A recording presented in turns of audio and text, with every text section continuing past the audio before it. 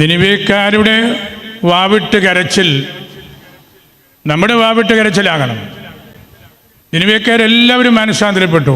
രാജാവും അദ്ദേഹത്തിൻ്റെ കച്ചേരിയും എല്ലാ ജനങ്ങളും, 1,00,000-ലേറെ ജനങ്ങൾ, അതുപോലെ ആടുമാടുകൾ, മൃഗങ്ങൾ നോമ്പെടുത്ത് വേറെ ഏതെങ്കിലും കാര്യം നമ്മൾ കേട്ടിട്ടുണ്ടോ?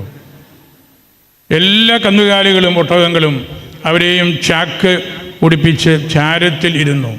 ഒരേ വസ്ത്രം ധരിച്ചു രാജാവ് ഉൾപ്പെടെ. എല്ലാ ജീവജാലങ്ങളും ഉപവസിച്ചു, പ്രാർത്ഥിച്ചു, വാവിട്ട് കരഞ്ഞു, ദൈവത്തോട് അപേക്ഷിച്ചു. അപ്പോൾ അവർക്ക് വലിയ മനഃശാന്തരമുണ്ടായി.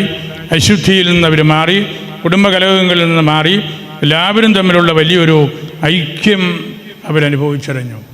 ഇത് ഒരർത്ഥത്തിൽ പറഞ്ഞാൽ നമ്മുടെ സഭ മുഴുവൻ ചെയ്യേണ്ട ഒരു കാര്യമാണ്. ഈ വാവിട്ട് കരച്ചിൽ, നമ്മളിലെ ദോഷമായ പ്രവൃത്തികൾ, അനൈക്യത്തിൻ്റെ ചിന്തകൾ, അതിനെയെല്ലാം മാറ്റിയെടുക്കാനായിട്ട് നമ്മൾ ഒന്നിച്ചിരുന്ന് വാവിട്ട് കരഞ്ഞ് ഉപവസിച്ച് പ്രാർത്ഥിക്കേണ്ട നാളുകളാണിത്. അപ്പോഴാണ് നമ്മളുടെ പോരായ്മകൾ നമുക്ക് തിരിച്ചറിയാനും നമ്മളിലൊരു വളർച്ച ഉണ്ടാകുന്നു എന്ന് ബോധ്യപ്പെടാനുമൊക്കെ നമുക്ക് അവസരമുണ്ടാകുള്ളൂ.